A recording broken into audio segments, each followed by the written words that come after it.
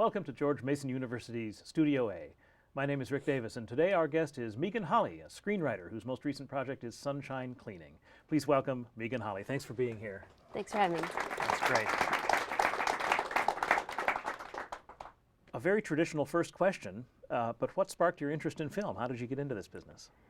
I've always been interested in film. It was just growing up, that was the thing I wanted to do. It was my escape. If I was depressed, I wanted to go to the movies. It was just what I always wanted to do. I grew up in the Midwest, and I really didn't have an idea of how, I knew I loved movies, but I didn't know how do you get into that. It just seemed like a completely foreign world to me. And so it wasn't until much later that I found my way into the industry. And what was that way? How did you get started? Well, I studied telecommunications in school, and then I got out of school and I waitressed for a ridiculous number of years. And then I moved to Richmond just by chance. A woman lived across the street from me who had a small production company. And so I got a job there doing everything. It was one of these little turnkey production companies. I shot, I learned how to edit on an Avid, and just did everything. And it was great, and it was a great learning experience. But it was, we were doing mainly corporate films, educational films, films for the university there. And then that kind of segued into a job at the state, just editing. And then edited for a number of years, and there was a venue for short films in Richmond called Flickr. And not to be confused with the current photo. Right. Site. And this was actually, there were several Flickrs around the country. I think it started, I'm not sure where it started, I think North Carolina, but and the focus was on film. And so you would come and show your films, usually Super 8 films, under 15 minutes. There was not any kind of jury, so if you had it, you showed it. Wow. So really wide range of material. And when you said a venue, sorry to interrupt, but this was an actual physical place that you could come and just show a movie. Yeah. And people would come and watch. Yeah. Wow. This was what an idea. Mid-90s. Yeah. And it was like the place to be in Richmond. Really, everybody came. It was such a fun time. And it was going to those and watching the films that really inspired me. I was editing, I was working kind of in the business, but kind of not really in a creative way, or a way that was really creatively fulfilling for me. And I thought, I think I can do this. And so I started making short films and loved it and got a lot of enthusiastic response for the short films that I made, and that kind of gave me the confidence to try something bigger, and wrote a feature script, which I got a bunch of people together in Richmond and shot that, and wrote another script, and which became Sunshine Cleaning. And the first feature, was that funded by friends and neighbors, or how did you get? Yeah. Yeah, it was just formed an LLC, got people to invest $1,000, and cobbled together enough money to shoot it. That's terrific. Yeah, and it was a great experience. I made so many mistakes, it's ridiculous. But it was a great experience for me, and even though I did make a lot of mistakes, it made me think, I do think I can do this, and I'm going to give it another shot. And the other shot was Sunshine Cleaning. Yeah. The next shot, rather. Yeah. And that's a magnificent piece of work, if I may say, and a great script and a wonderful film, which has the talents of folks like Alan Arkin and Emily Blunt and Amy Adams, and a great director, Christine Jeffs, on the project. What was it like to take that leap? It was really exciting. It was totally unexpected. What I thought would happen was that I would write the script and I would get the same people together that I had gotten on the other film, and just do another local kind of do-it-yourself production.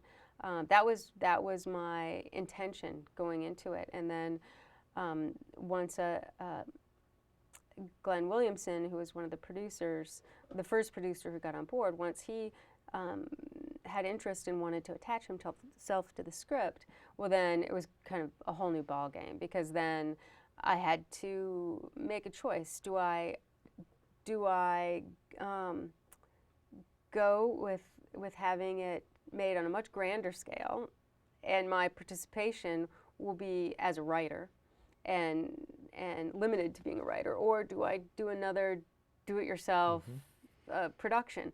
And it was a difficult choice, and I thought, well, I'm gonna let this go, and for the trade-off that I'm gonna learn so much from people who have so much more experience than I do. I was just thinking that maybe by letting it go and participating as the screenwriter, I would probably have a greater opportunity to learn, and so that's what I did. Well, we have a really great clip, actually, from this. This is a clip at the baby shower, the party scene. Can you briefly set that up, and we'll watch it? Well, this is the scene that was why I wanted to do this movie, or this particular topic and story. And it's really when the main character comes to understand the importance of her job. Great, that's terrific. Let's watch.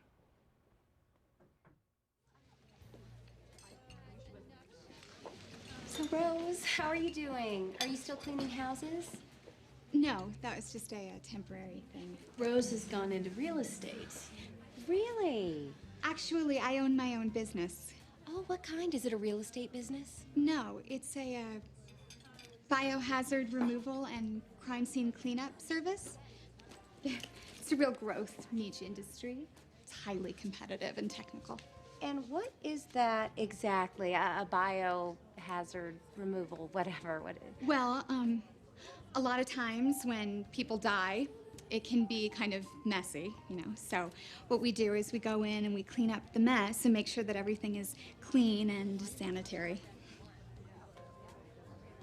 Because people don't realize the safety risks involved with the removal of blood and body fluid. I cannot imagine. You like doing it? Yeah. I do. We come into people's lives when they have experienced something profound and sad. They've lost somebody, And the circumstances, they're always different. But that's the same. And we help.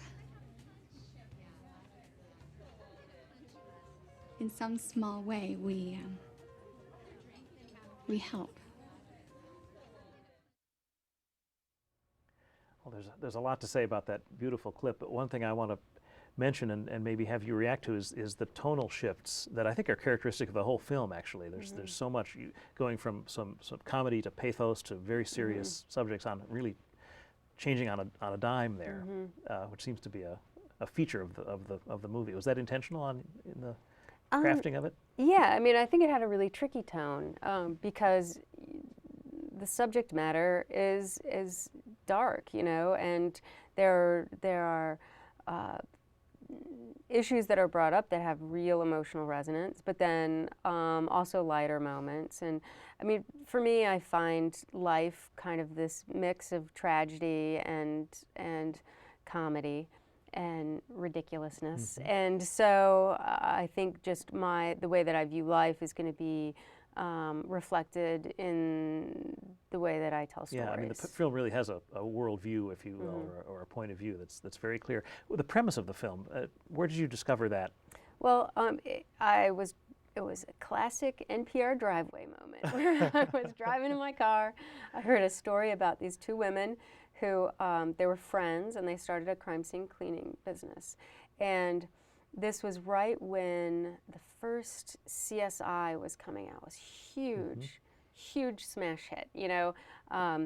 And I think one of the reasons that CSI is so popular is because it deals with death in a way that's kind of titillating. And I think we're all terrified of death. We're repelled by it, but we're also attracted to it because we are afraid of it. And so I think CSI really captures that interest in a titillating way. And what I found so interesting about the interview with these women is that they talked about their job not in a way that was like really focusing on the graphic nature of what they did, but was almost, you know, they really emphasized the service and the sacred nature of what they were doing, and that, you know, they felt such a debt to the people that they were working for, and a reverence for what they were doing. And I just thought that was so interesting, and it was such a counterbalance to the approach of the CSIs. And that's what really drew me to this particular story, and that's exactly the point that comes across in that clip, is that kind of the understanding of the importance. Yeah, of that what empathy she's really does doing. come through. Yeah. That's great. Let's see if our students have any questions for you. Who would like to answer or ask the first question? Hi. Yes, sir. I know you mentioned you did a couple of short films before you got into the big scene. What was your first one about? The first one was about, I was kind of riffing on the tropes of art house films, and looking at how it's all about the way you package it. So I took a scenario and used every art house cliche thing.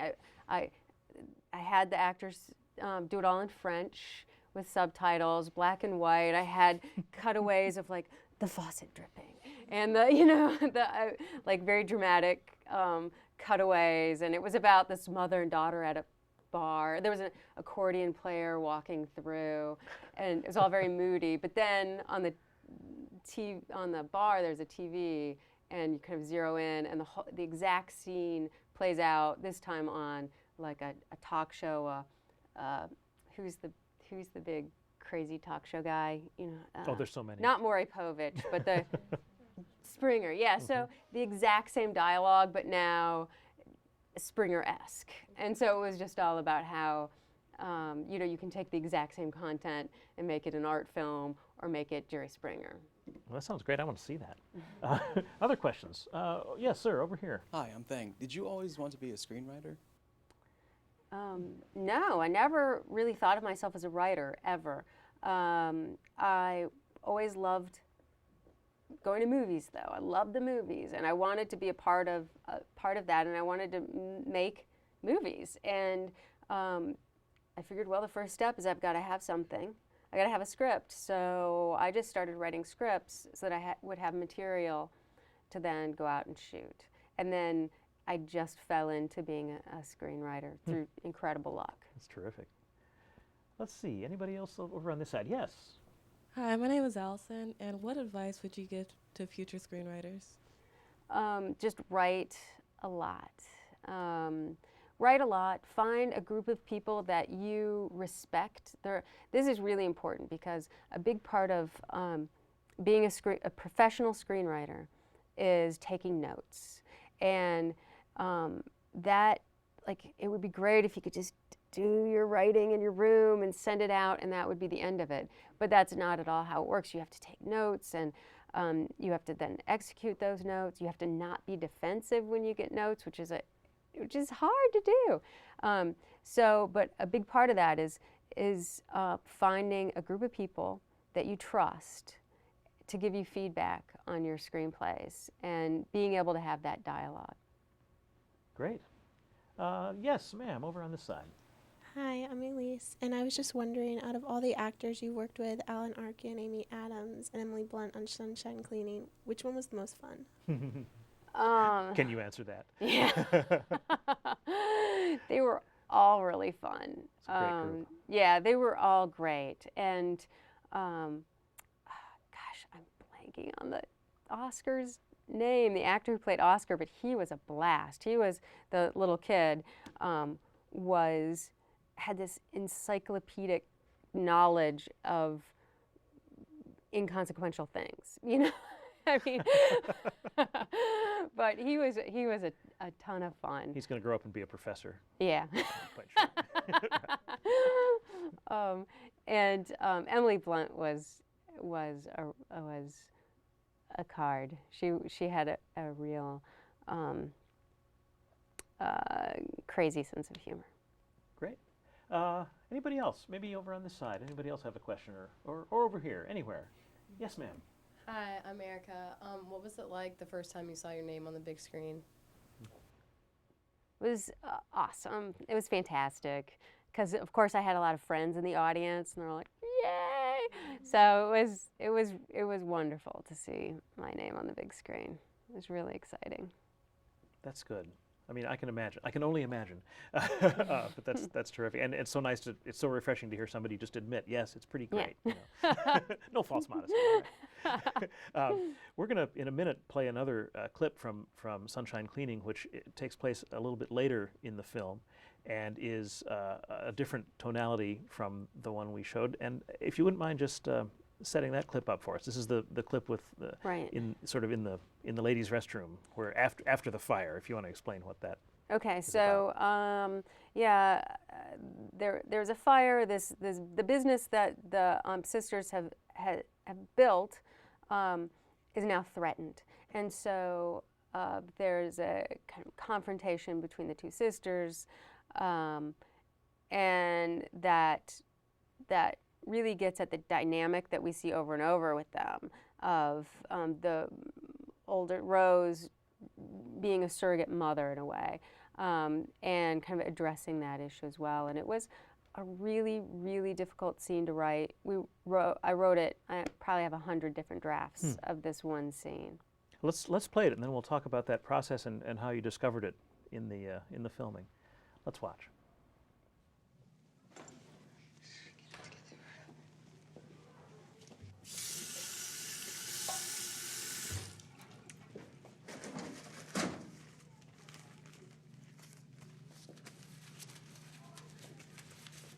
Okay, I'm sorry. I know that you think that I ruined everything and that I fucked up really huge, and I'm sorry, okay? You know what I don't get, Nora, is that I ask you to do one thing. I can't even ask you to do one thing without you messing it up. I mean, Jesus, Nora, it's not like I don't have enough to deal with in my own life, but now I have to take care of you on top of it, and I can't. It's too much. I can't do it. I'm not asking you to. This business was everything to me, Nora. Well, why weren't you there? I was going to be there. I told you I was going to be there. You couldn't just wait to burn the house down? Yeah, but you weren't there, and I couldn't do it by myself.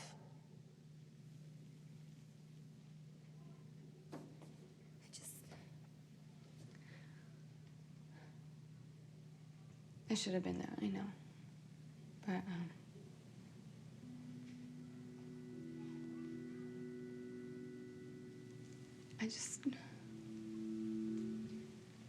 I really wanted to go to that baby shower.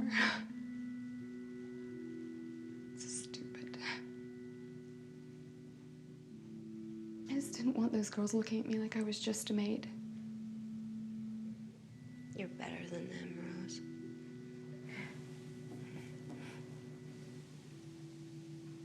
What are you gonna do now? I don't know. They said that I could have my old job back if I wanted. I can put in a good word for you. I don't need you to take care of me anymore. It's not your job. It never was.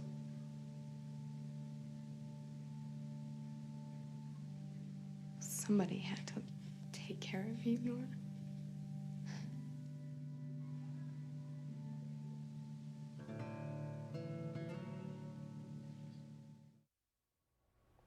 That's beautiful.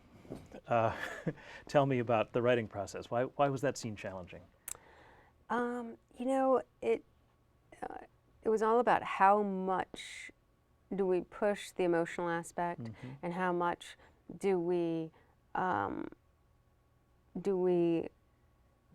bring out the emotion through dialogue or through silence. And you know, that was just tricky. And once you do a scene, say 20 times, you start losing perspective, and then you also have a lot of people. I mean, that's kind of the emotional climax of the film in relation to the sisters' relationship.